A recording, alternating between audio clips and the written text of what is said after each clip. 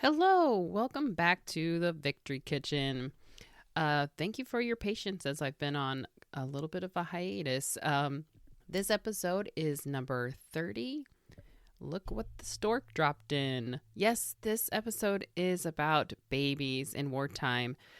Now, because the world of babies is so vastly different between today and back in the 40s, I think it's worth examining the general world of babyhood in wartime before we get to what we normally talk about on this podcast, which is rationing. So first up, we're going to be talking about babies in propaganda, wartime baby population and hospitals versus home birth, shortages of baby essentials, and finally, rationing for babies.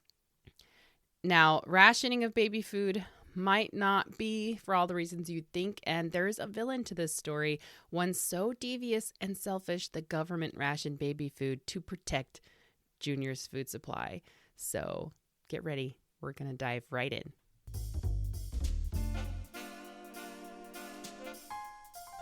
Welcome to the Victory Kitchen, the podcast all about American food rationing during World War II. I'm your host, Sarah Creviston Lee, author, historian, and vintage foodie. I'll be exploring the logistics of food rationing, featuring wartime cookbooks and recipes, and highlighting real home front experiences. We're going to be learning exactly what our grandmothers had to do to get their food to fight for victory. So you might be wondering, why are we talking about babies? And I had this idea for two reasons. One was because occasionally I see questions about babies, like did they have ration books and things like that. So I started thinking, how big of an impact did the war have on babies? And that was a huge rabbit hole, as I came to find out. And the second reason was because last year, a lot of mothers were experiencing baby formula shortages. And I just thought this was really poignant for our time to kind of look at wartime restrictions mothers were dealing with, and kind of, we can kind of commiserate together with these wartime mothers and today, with the restrictions we have just based on our own circumstances. So I just thought it was an interesting parallel that we could relate to. Now, in my research, I noticed that in the 1940s, they were celebrating National Baby Week. This took place in the last week of April, beginning of May. So in 1942, this was April 26th to May 2nd. As far as I could tell, this National Baby Week was created to educate parents about keeping baby healthy. As part of this National Baby Week in 42, President Roosevelt proclaimed that May 1st was Child Health Day and called upon the people in each community to, quote, contribute to the conservation of child health and the reduction of illness among children, close quote, by getting their children aged 9 months and older vaccinated against diphtheria and smallpox, two diseases which had been especially devastating to children in the past. And I would think this was especially poignant cause for President Roosevelt, who was a victim of polio himself. And we will get back to baby health in a little bit. So I thought this was interesting. And the other interesting aspect of Baby Week was that it was like Black Friday for shops and merchants. They definitely took advantage of this week. So many ads in the war years, and I'm sure beyond, but I was just focusing on the war years. But they have this baby slant, even if they're not selling specific baby things. Stoves, paint, dairies, photo studios, washing machines, and then there's hospitals, of course, health water, diaper services, grocery stores, and all the baby goods they sold, department stores touting their baby department, shoe stores, and of course, war bonds, etc. And it's so much fun to look at these ads and how they squeezed a baby angle out of everything. Speaking of squeezing baby angles out of things, let's talk about babies in wartime propaganda and political and commercial art. Now, I don't know if you've seen a lot of this type of art, but if you look at a lot of wartime propaganda from World War II, even World War I was, I think, even more prevalent. But you see a lot of use of babies and children, but it's the babies that I've noticed are especially heart-wrenching. But I've noticed they have particular themes. I've kind of broken them down into 3 different themes. One is a reminder of what they were fighting for. And there's this one particular poster that says, "Keep these hands off, buy the new victory bonds." And it shows a mother holding this vulnerable baby while the scary shadow claws of Germany and Japan are reaching out for them. A second category would be humor. And there's this one poster I found that is a war bond poster. It shows this really grumpy baby, or he looks kind of grumpy and angry. I don't know.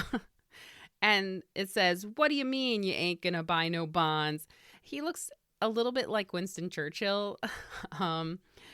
And I'll have these pictures on my blog so you can see. But so just using that kind of humor to grab people's attention. Then there is the category of pulling at your heartstrings or guilt. There's this one poster that's got this, it's a little bit older of a baby, I would say probably 18 months old.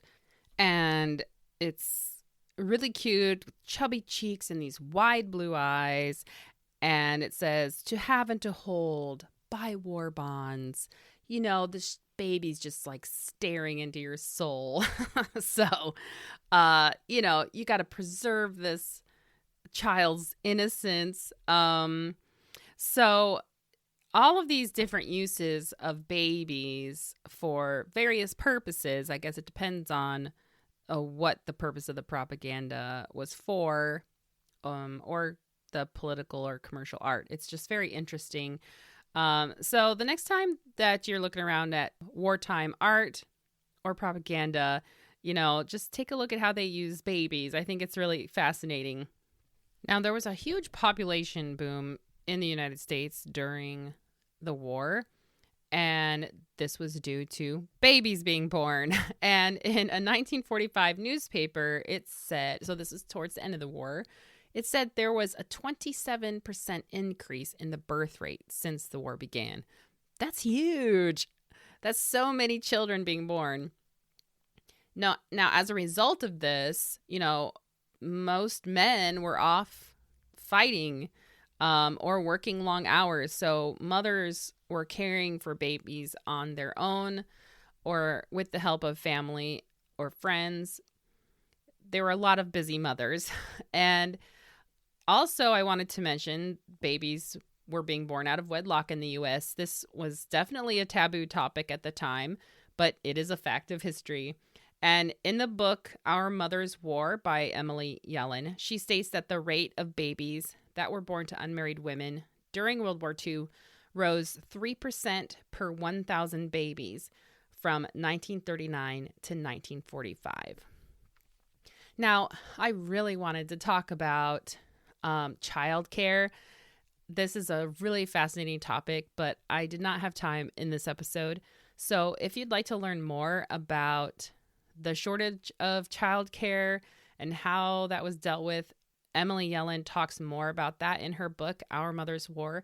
I would just recommend reading that book anyway. It's a super fascinating book that covers women and so many of the roles that they took on during the war. I highly recommend. Okay, so next we're moving on to hospitals versus home births. This was something I knew nothing about. I really was starting from scratch, but I really felt like I needed to get an understanding of babies in wartime by looking at where they were being born.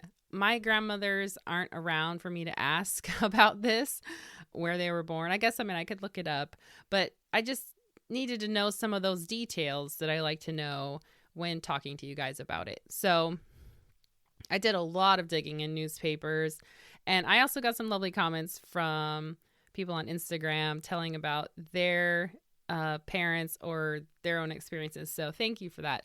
So hospitals versus home births. So hospitals were taxed not only due to shortages of doctors and nurses and supplies, but because there was this baby boom. One newspaper article stated, "It was recorded the other day that a nearby hospital now had the situation so much better in hand that mothers would no longer have to leave 3 days after their babies were born to make space for newcomers." So the article also assures readers that babies born at home are just as good as those born in hospitals.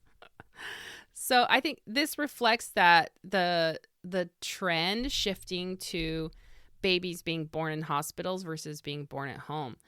For a long time, of course, babies were born at home, but as healthcare was getting better at hospitals, home births were used to be the go-to thing, but hospital births had been on the rise because doctors found it more convenient, and having skilled help on hand in case of an emergency was helpful. And then I also found that a mother staying for a week in the hospital after a baby was born was more common, but the war was changing all of that. In a 1942 article in the Asheville Citizen Times from January 1942, it had this headline: "1 out of every 4 babies here is born at home." So just 1 out of every 4. Then later that year, the St. Louis Globe-Democrat, so this is now in April, stated from the summary of a conference that home is a safer birthplace than most hospitals.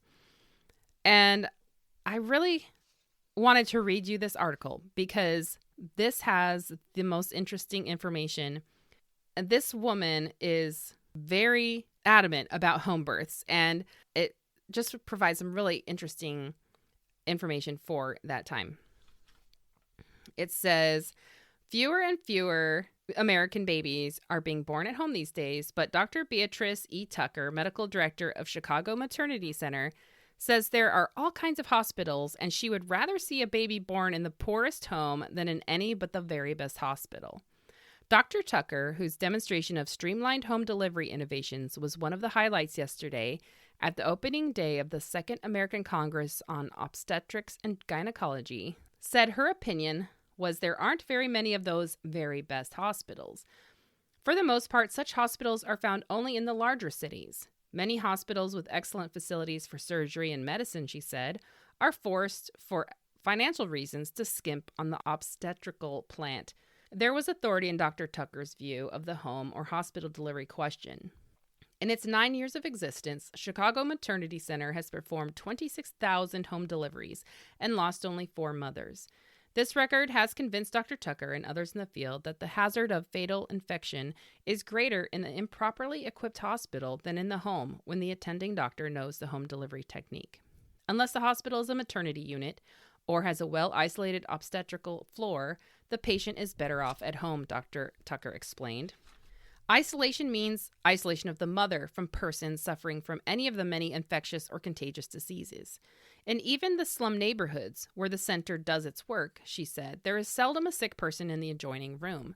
Also, she pointed out, the mother usually has become conditioned physically to her home environment and has developed an immunity to whatever bacteria is normally present in her home. The equipment employed by the center is remarkable for its simplicity and ingenuity. The doctor brings to the home only 2 pre-sterilized items, a can of cotton and a can of pads. His other instruments are sterilized by boiling at the scene. It goes on to describe that instead of using sheets, they use newspapers that they sterilize in the patient's kitchen stove, and that in 1941, the center's home delivery record was 1 death and 2,167 live births. Finally, Dr. Tucker concluded, the ideal place for a maternity case is a well-equipped, well-managed maternity hospital.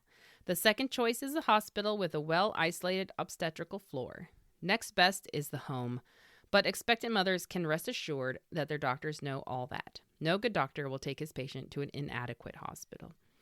So I just found all this information, exactly what I was looking for.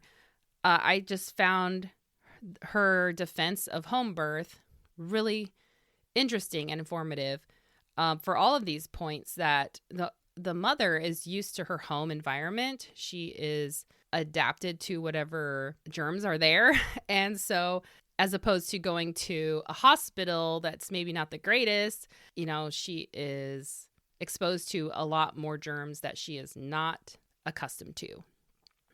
I also wanted to make a very important note here that much of the baby literature and propaganda I viewed in my course of research was aimed at white parents and adults.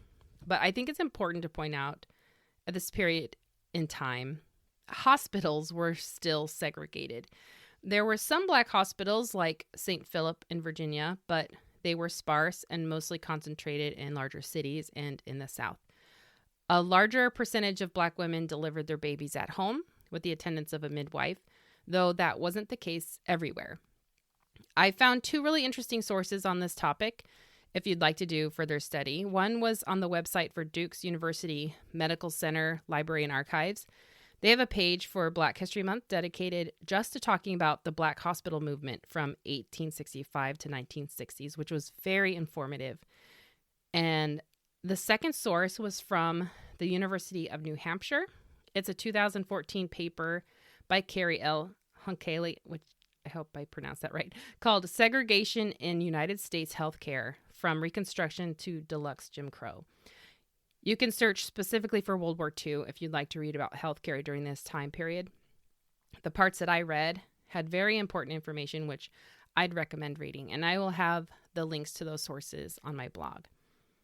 Naturally, because of population increase, or this baby explosion, there were shortages of baby things everywhere.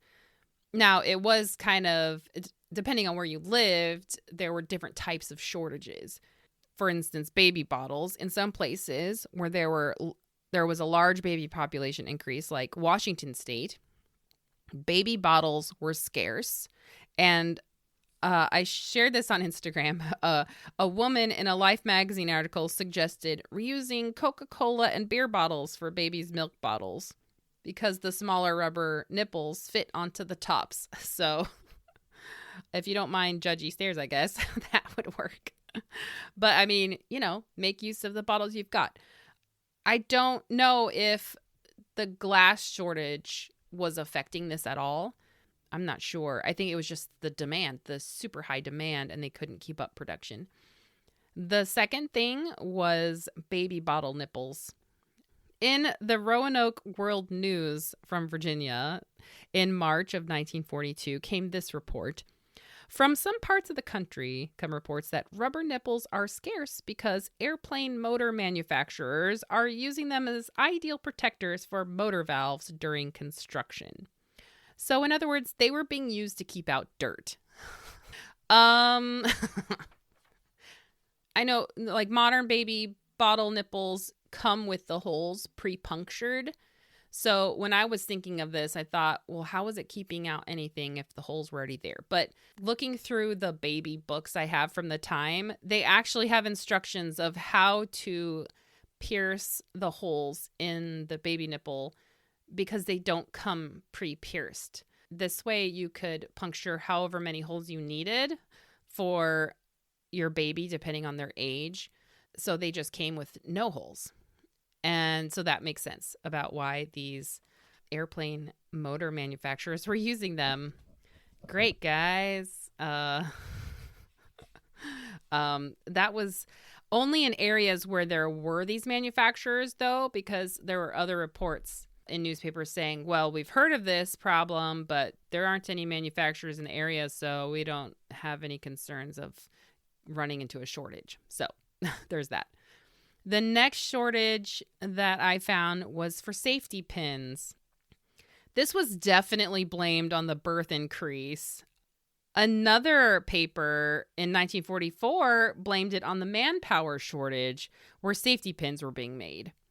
In the Springfield Daily News of Ohio, they complained that the quality had eroded since the war started. It said, the situation is further aggravated by the lowered quality of the limited supply of common pins and safety pins that now are available. These are wartime makeshifts, dealers declare, and they are made of a poorer grade steel, are lighter in weight and less durable. They bend more easily and are not nickel-plated or brassed, as were the pre-war pins. Therefore, they corrode and stain cloth and bandages. Actually, this kind of made me think a little bit because I have some things from wartime, like cookbooks where there are pins in them. They literally pinned pages with paper recipes in there. And sometimes the pins are corroded, but sometimes they're not. So it made me think for a second, maybe some of these pins were pre-war and some were wartime quality pins. So yeah, that is so interesting. But if you've ever had to pin a baby cloth diaper with inferior safety pin, it's the worst. Now, not just safety pins were the problem. They were having problems with diapers. This was a huge grievance for parents. There were less people working and there was less gas for diaper cleaning services. I found this cheeky little article written by Robert W. Richards from the San Pedro News Pilot from California called Diaper Shortage Big Issue, coming out of Washington. It says, there have been suffragette, anti-war, commie, and bonus marches on the Capitol. Comes now something new in the way of protest hoofing.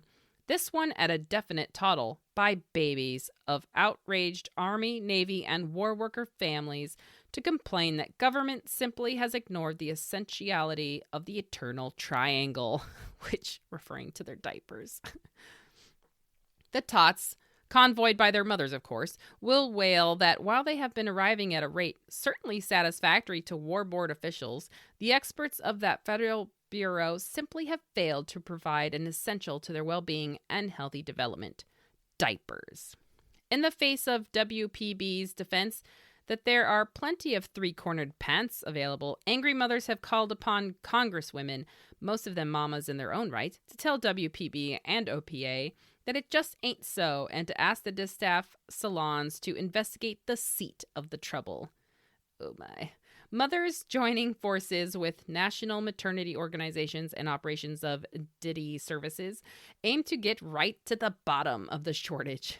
The National Diaper Service insists that there haven't been enough reaching them to supply the rapidly increasing baby population. This below-the-belt whack at new papas and mamas' prides and joys is resented. While Washington has no corner on the DIDI situation, for it's critical everywhere, the congestion of newlywed service folk and bureaucrats into sprawling apartment developments here makes the plaint of parents for more frequent changes for posterity more apparent, even to the most casual observer.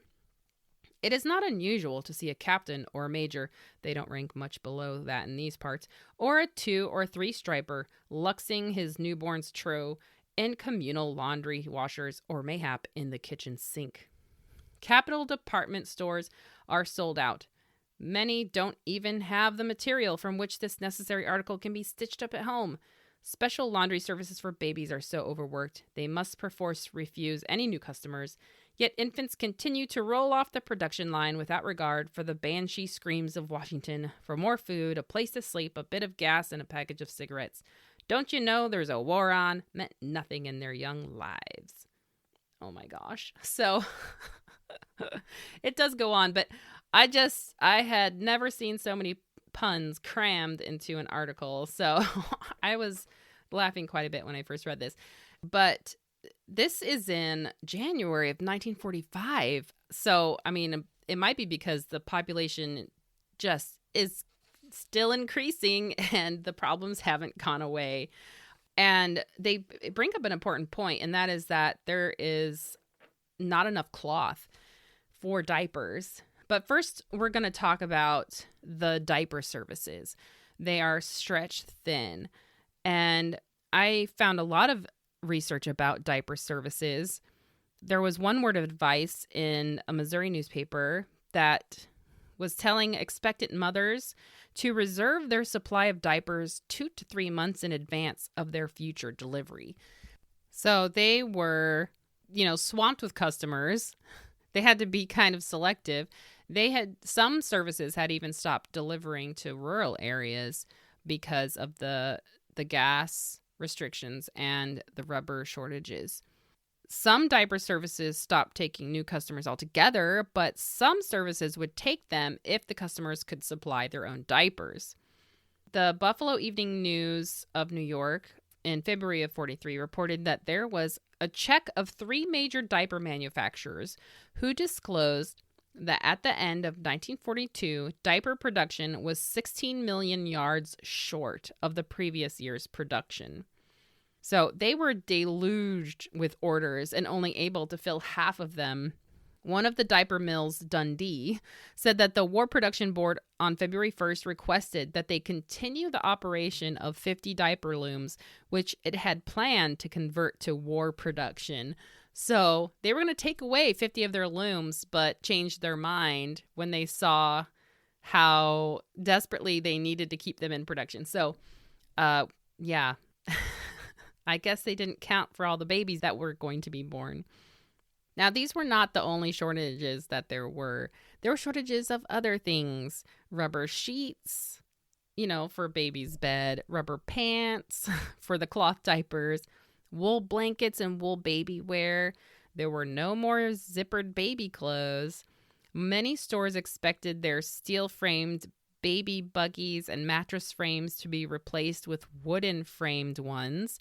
So imagine that, a wooden-framed baby buggy or stroller type thing. Another interesting thing I hadn't even thought about was one newspaper talked about that beloved toy dogs and pandas, once favorite gifts from oldsters, are no longer as huggable as before because that excellent milkweed derivative stuffing, kapok, has also gone to war. Cotton, which soon grows lumpy, fills their tummies. No more hard rubber toys can be purchased, and infants now have to grow molars without the aid of traditional rubber teethers, as one mother was dismayed to learn at a local counter. I had never thought of that. I didn't even realize that toys were stuffed with kapok. I mean, I knew that children collected milkweed as part of the war effort for a replacement in life vests. And because of that, they were no longer going into toys. I didn't even know. So now that I think about it, I think that would make a lovely stuffing for an animal. It's so soft, but not in wartime.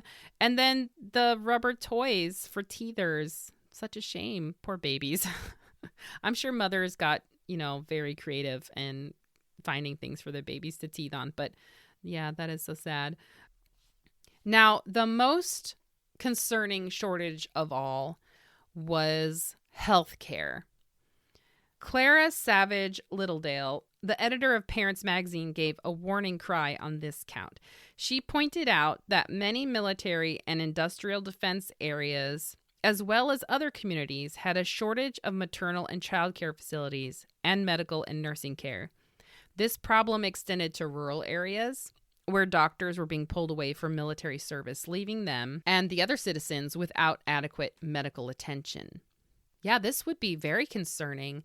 And I came across numerous bits of advice telling mother how to keep herself and her baby healthy because there was a lack of doctors and nurses. And it was better to take better measures in advance than to burden an already overburdened medical system.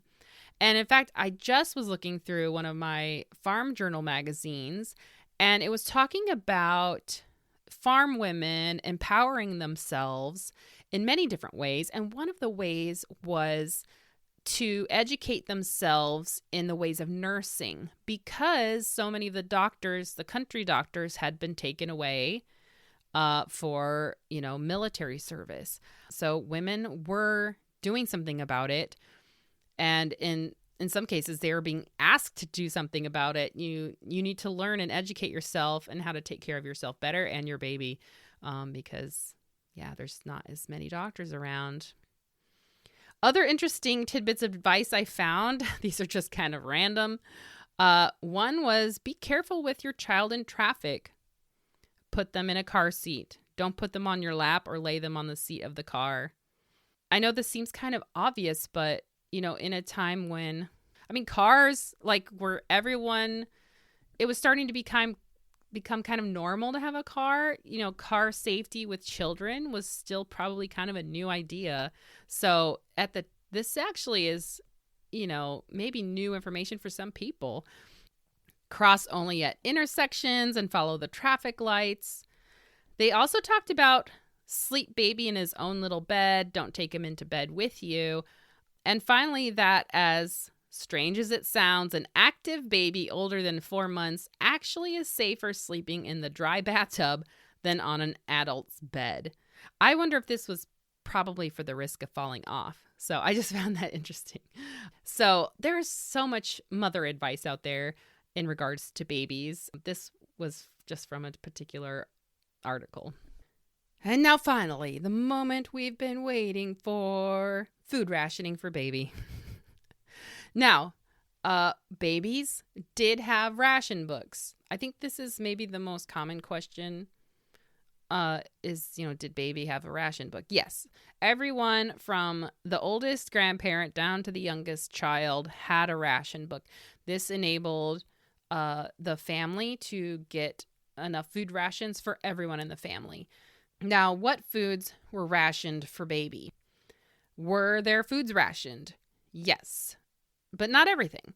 So canned foods like glass and tin cans, which were generally in the 4.5 or 6.5 ounce containers, were rationed. One article explains it.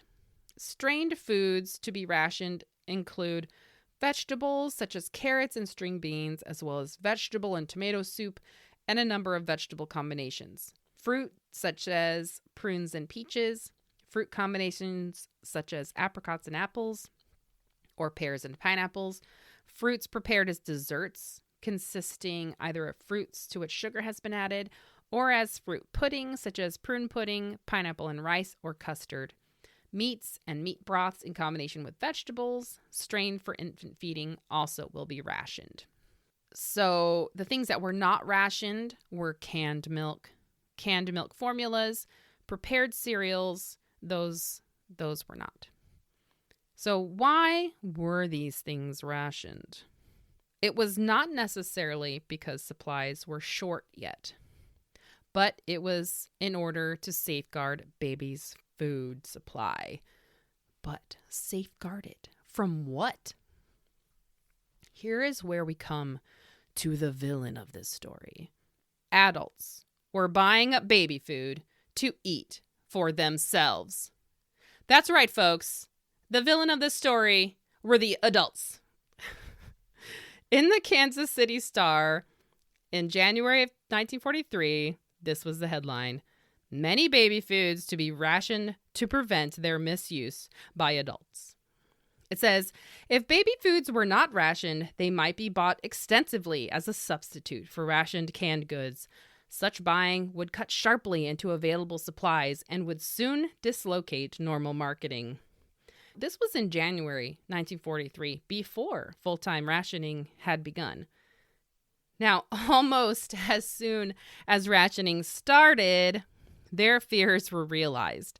So in the Lincoln Journal-Star, the 30th of March, 1943, it says, it is reported from Chicago that childless adults are buying low-point baby foods and using them for soup.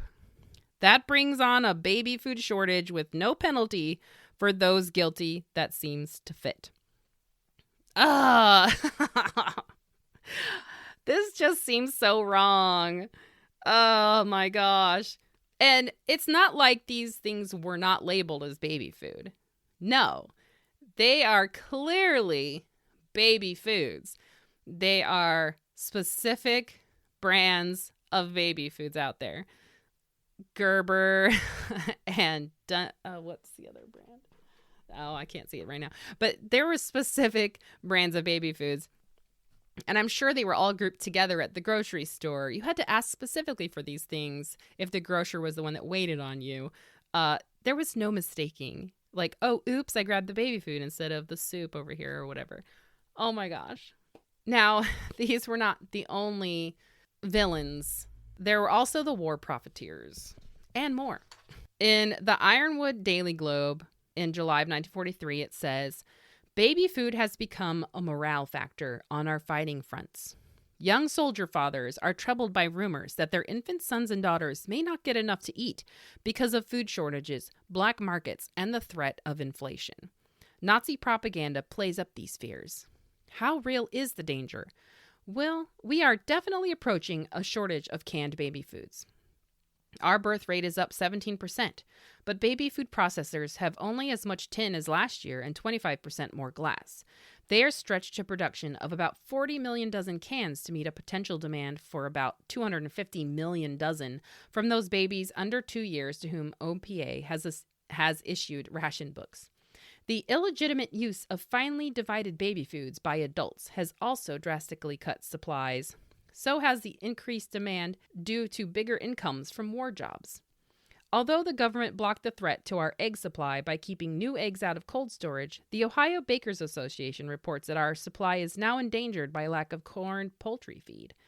Many farmers are feeding corn to their hogs because they get more for it that way than by selling it by the bushel as chicken feed. Milk is the most important baby food. There is a possibility of a shortage, especially in overpopulated industrial centers, and black market prices are encouraging many farmers to sell their dairy cows past maximum milk production age for beef. Donald E. Montgomery, Consumers Counsel, warns that fathers on the fighting front should indeed be worried about their youngsters back home. The war they are winning can be lost by profit-crazed madmen here, he adds, unless the American people immediately back the president in his fight for controls and food price rollbacks. Labor feels also that preferential rationing for mothers and infants is essential on certain foods, especially milk. But something is being done about it. The OPA established medical advisors to grant extra supplies for children with special needs, and recently added canned milk to rationed foods in an attempt to conserve the limited supplies for infants.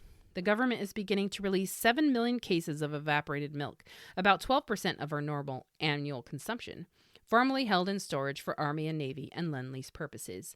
Dry powdered milk takes up less space on ships. Furthermore, many neighborhood grocers and delicatessen owners are refusing to sell canned milk or baby food to customers unless they know they have babies. Favorable news comes from manufacturers of Farina and other cereal for babies.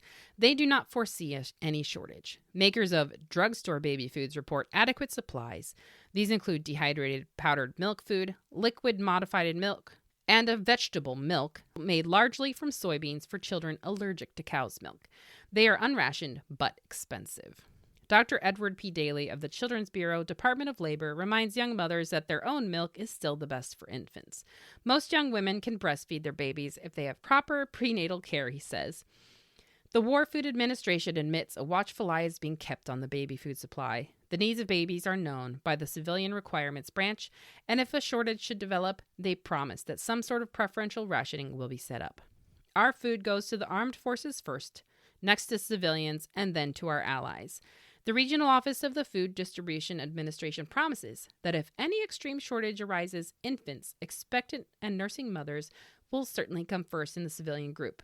Some doctors believe they should be placed even before the armed forces. I felt this article was really important because of all the information that's in here. Now, this is 1943, July, so rationing had not, full-time rationing had not been in place for too long. Just a few months. So let's recap what this article is saying. The birth rate is up 17%.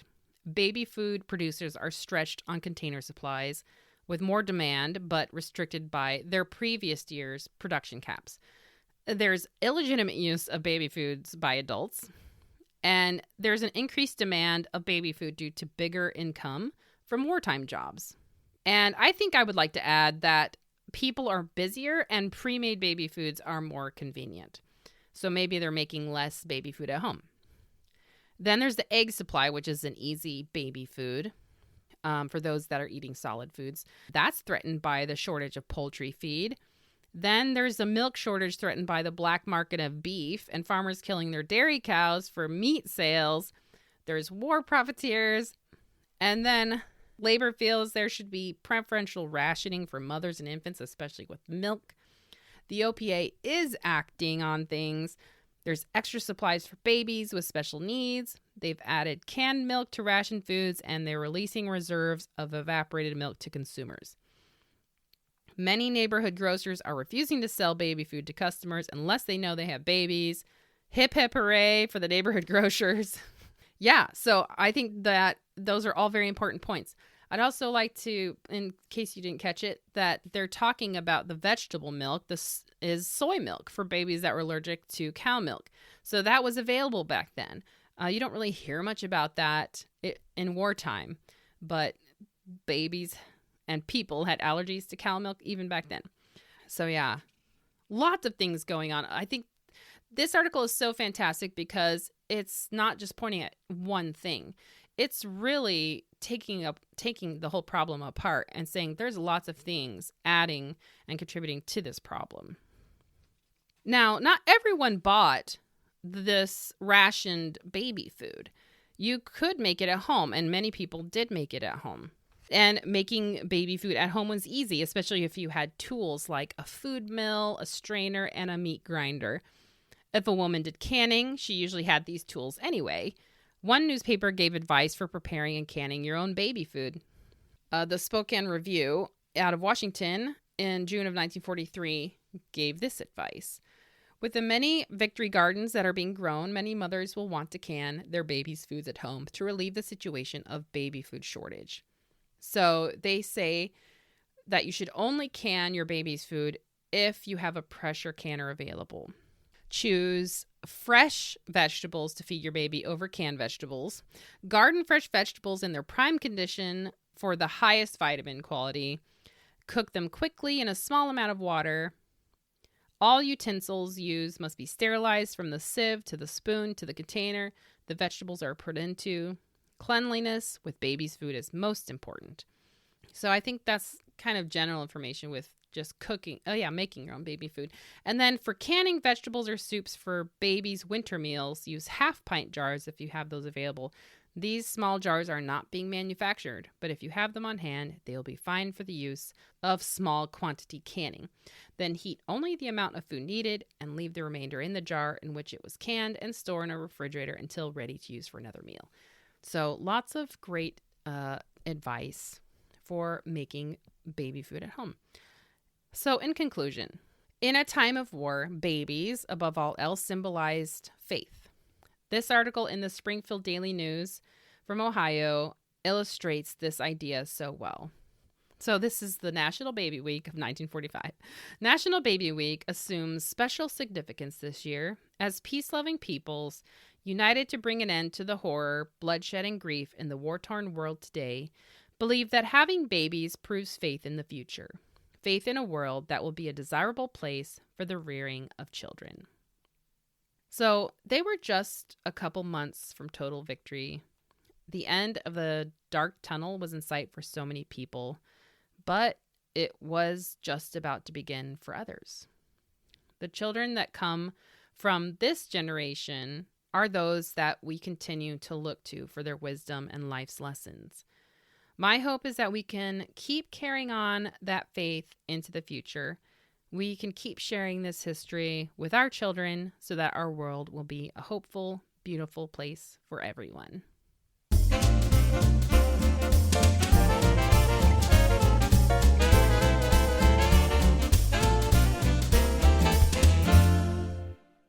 Today's cookbook feature is The Prenatal Diet. This was a book published by the Carnation Company. So it's another of these lovely product booklets. And of course, the cookbook recipes are all about the Carnation evaporated milk. This book is part advice book and part cookbook. So it has information on what an adequate diet is for an expecting mother. And I found this part interesting. Of course, milk was always something that, especially in the 40s, that mothers were told they needed to drink. And in this book, it says, in a very conversational manner, we shall need at least 2 to 3 quarts of liquid a day. 1 quart is milk. The remainder must be water, soup, and other liquids such as fruit juice drinks. This liquid intake acts as a solvent for food and waste material and stimulates the activity of kidneys, skin, and bowels. Alcohol has no place in our diet unless ordered by our doctor. Tea and coffee, if he approves, should be taken in moderation. We now become iron-willed and pass up fried foods, pastries, rich desserts, rich salad dressings, and any food which ordinarily disagrees with us. We should take our meals with regularity, eat slowly, and masticate thoroughly. In other words, chew thoroughly. 3 meals a day will suffice during the first half of pregnancy. The need for additional food after that may be supplied by lunches of milk, cocoa, or broth, and crackers or toast between meals and upon retiring. If we have a tendency to nausea, early in pregnancy we may control it by taking a little food every 2 hours instead of the usual 3 meals. So-called quote-unquote cravings are not as common, in fact, as they are in rumor, but we may have a capricious appetite and display strange likes and dislikes. Possibly because of the tendency to nausea, these whims should not be indulged. If we are well and have no symptoms of complications, we shall be able to supply our own and baby's needs if we select our diet from such groups as the following: milk, vegetables, fruits, meat, fish and poultry, eggs, cereals, and bread, liquids, desserts. Wow. I don't know. If you told a pregnant woman today that these same types of things about their cravings and that they have to be iron-willed to pass up like pastries and other things like that, I think they might try to tackle you. So, I mean, oh man. So this is the advice portion. They also talk about the different food categories, like it says. It has a huge portion about the importance of milk, vitamins, some helpful suggestions for what to provide for babies, clothing and layette, bassinet for the bath, what to take to the hospital. That's useful. And then so many good things to eat. It's got menus and then, of course, the recipes. The recipe that I tried was voted on by my lovely supporters on Patreon. They voted for scalloped noodles and stuffed eggs. This involved 4.5 ounces of packaged noodles, 6 hard cooked eggs, mustard, salt and pepper, a little vinegar, a little carnation milk, 2 cups buttered breadcrumbs, 1.5 tablespoons butter, 2 tablespoons flour, half teaspoon salt, a cup of boiling water, a cup of carnation milk, grated cheese, if desired. Oh man, trust me, you desire it for this one. This recipe was white on white on whites. It was just so bland. So you boil the noodles in the salted water until they're tender. You drain them and rinse them. And then you place them in a buttered casserole. Then you cut the eggs in half. You mix the yolk with the mustard, salt, pepper, and vinegar, and then the carnation milk to moisten it. And I thought that was interesting. So it's kind of a replacement for mayo, I guess. Then you fill the whites with the egg yolk mixture. Then you place the eggs on top of the noodles. You melt the butter and you make this white sauce with the flour, the salt, and the water. Why? Why would you make white sauce with water? I think that was the first thing gone wrong with this recipe. You do add the milk. After it thickens, you add the cup of milk. But really, I think it should have been milk all the way. And then it says to pour over the eggs and noodles, top with cheese and the crumbs. And yeah, it wasn't. So you brown it in the oven and you serve it warm. it wasn't that it was bad. It was just kind of boring. And I think what could have helped it along was putting the cheese, like a nice strong cheese, like cheddar, into the white sauce. So it became a cheese sauce. I think that would have definitely changed the game a lot and made sure it was like almost, yeah, like macaroni and cheese, but noodles, just egg noodles. That's how I would have changed it. And definitely added some spices. I know this is supposed to be like maybe gentle on the stomach, but come on. I mean, I think it, depending on the pregnant woman, of course, whatever spices she can handle, you can definitely put some of that in here. So that's my advice. Whatever she can handle, she could eat it. Now, this is a prenatal cookbook. It doesn't necessarily have food for babies in here. Well, it does suggest that you can use carnation milk for baby's formula. It doesn't have a recipe for the formula, but it's saying you can use our brand to make your formula. And in the mother's baby book that I have from wartime, there are recipes in there for formula that uses evaporated milk. So this was a common thing from that time, to use evaporated milk. They considered it to be a good sterile milk that was clean for baby to drink. So while today we find that kind of odd, back then it was considered perfectly safe to use. So they didn't use just straight evaporated milk. They did add some things to it to make the formula. So anyway, that is the recipe. I will have that on my blog for you to try and modify if you so wish.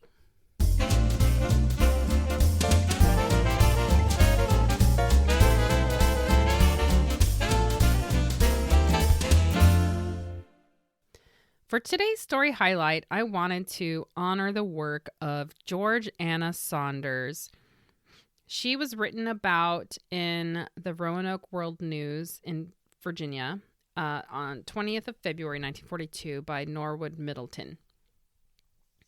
She was a Black woman from Salem, Virginia, and was a midwife who worked for 32 years and delivered 2,764 babies.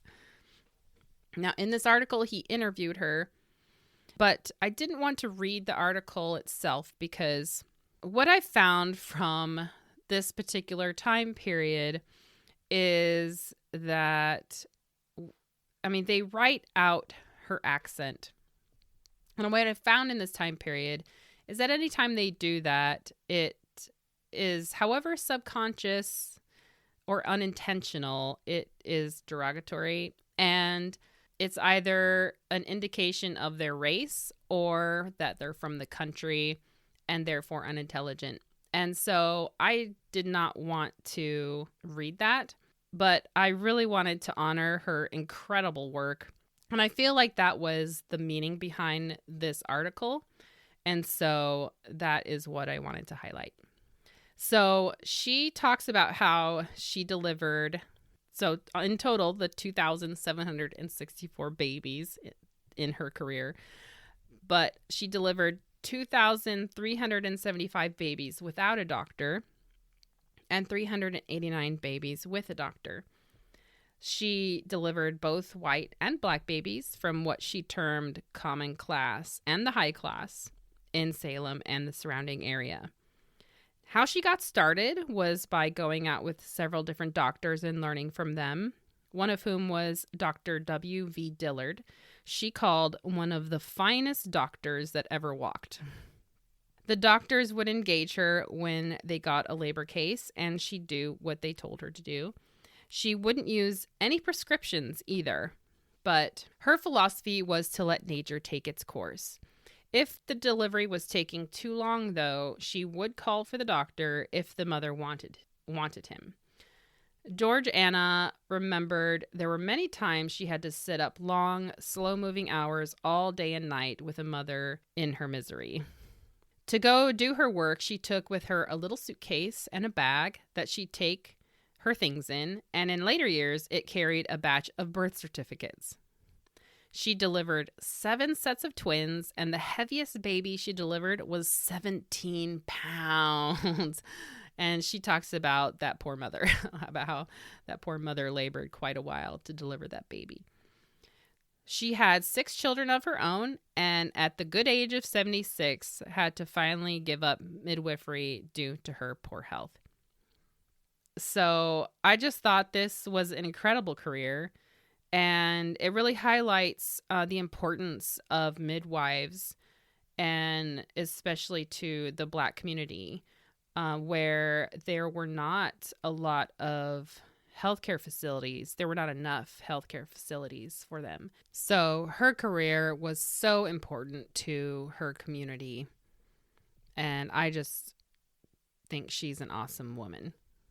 Before I close, I wanted to give a special patron shout out to Amy.